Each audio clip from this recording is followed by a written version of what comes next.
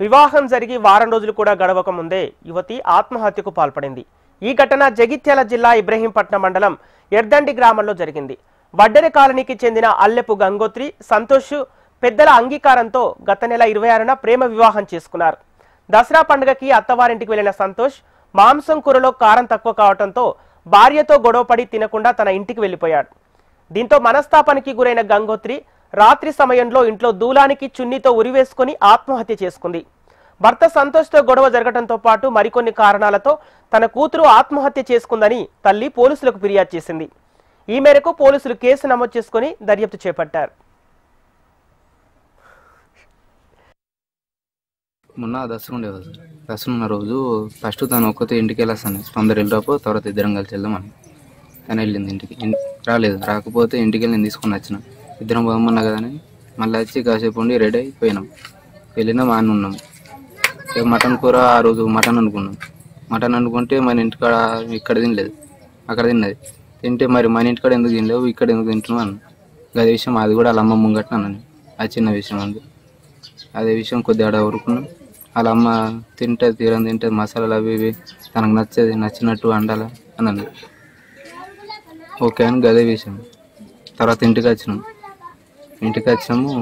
ఇంట్లో పడుకుంటే ఉడకపోస్తాం, బయట పడుకున్నాం. పాను ఇద్దరం వచ్చి బయట పడుకున్నాం. రేకుల కింద పడుకున్నాం. నైట్ మళ్ళీ నేను లేచి చూసారు పక్కన, లేకపోతే ఎక్కడ చూస్తే ఇంట్లో తలుపేసుకుని నన్ను సూసైడ్ చేసుకున్నాను. నాకుండి కంగారు ఎక్కువ అయిపోయి వెంటనే తలుపు బాధలు కొట్టి లోపలికి వెళ్ళి ప్రాణం తున్నదేమో చూస్తే చనిపోయి అప్పటికి. ఇష్టపడి వేసుకున్నాం సార్ ఇద్దరం. లవ్ మ్యారేజ్ 6 సంవత్సరాల నుంచి వేసుకున్నాం. గొడవ ఏం లేదు సార్ మాకు. అసలు ఏం లేదు. వాళ్ళతో ఏం లొల్లీలు ఏం లేవు. అయితే తెలియడం లేదు. విషయంలో లేవు కదా. వాళ్ళ ఇంటికాడ ఎట్లా అన్నందుకు ఏమన్నా తనకేమన్నా అనిపించిందే మరి, అదే తెలియడం లేదు. నా బిడ్డ నాలుడు ప్రేమించుకున్నారయ్యా. ఎప్పటి నుంచో కానీ 8 రోజులు వచ్చినాక పెళ్లి కావాల నెంబర్ పడ్డాడయ్యా. నేను ఇప్పుడే 2 ఏళ్ళకి ఎత్తాను. ఇద్దరు ఒప్పుకున్నారు. 2 ఏళ్ళకని ఒప్పుకున్నారు. సరే పోనా సపరేకున్న ఒక 2 నెలలు అయింది. అంతే కర చేసుకొని 2 నెలలు అయింది. 2 నెలలు అయినాక మళ్ళీ 2 నెలలకు నా బిడ్డను తీసుకుని ఎట్టే పోయిండు. పోతే నా బిడ్డను రప్పించుకొని పెళ్లి చేసి వారం రోజులకు నేను నా బిడ్డ చచ్చిపోయింది సారు. వారంకి చచ్చిపోయింది నా బిడ్డ. నేను టార్చర్ పెట్టిండు నాకు తెలియదు సారు. నా బిడ్డ నాలుగు వచ్చిండ్రు, ఇంటికి వచ్చిండ్రు, ఇక్కడ తిన్నారు. నా బిడ్డ రానన్న కూడా చేతి పట్టి గుంజుకొని పోయిండు. గుంజుకొని పోతే భార్య భర్తలే కదా నేను నమ్మి సప్ట కూకున్నా సార్. 1 గంటలో మాయం చేసిండు నా బిడ్డని. ఇంకా భార్య భర్తల మధ్య ఎట్ల పోలని నవ్వుకున్నా సార్. ఒక్క రోజు నడుతు నా బిడ్డ బతుకుతుండే ఆడు తీసుకుపోయి చంపేసిండు నా బిడ్డని. అమ్మ వాళ్ళు భార్య భర్తలు ఏమో అనుకున్నారట. చెప్పలేడు నా బిడ్డ. చెప్తే నచ్చింది అని చెప్పనీయకుండా చేతి పట్టి గుంజుకొని వేయండు. గుంజుకొని పోతే నా బిడ్డను చేతి పట్టి ఇట్లా అమ్మ అని పిలిస్తే ఉండమ్మ ఇలా ఉండి పోరే పోదు అని అంటే, అద్దమ్మ నేను పోతామ్మా ఉండమ్మ, అలా మీకు మాట తెప్పించడు ఎందుకు, నేను పోతాను. ఆయన మాట మీదకి వెళ్ళి వేయింది నా బిడ్డ. మాట మీద కులకపోతే తెల్లదాకా నా బిడ్డను వచ్చేదాన్ని తప్పు ఉంటే నా దగ్గరకు తీసుకొచ్చి నన్ను అడిగిపిస్తే అయిపోతుండే. నా బిడ్డను చంపుడు ఎందుకు. బాబాయ్ నాకు ధైర్యం అయితే లేదు. నా మీద వచ్చి పడ్డాడు, ఏడ్చిండు. మంచాలు నేను బయటనే ఉన్నా. బాబాయ్ నాకు ధైర్యం అయితే లేదు బాబాయ్ అంటే, నీ ఏమైందిరా అంటే బాబాయ్ నాకు ధైర్యం అయితే లేదు బాబాయ్, ఇంటికి పోయి చూడపా అంటే ఊరు పెట్టుకుంటే తలుపు తెరఉన్నాయి. మళ్ళీ ఇక మేము ఇక వాళ్ళైనా ఏడ్చుకుని మంది వచ్చారు. అయితే వాళ్ళ ఇంటి వాళ్ళు వచ్చి తీసారు.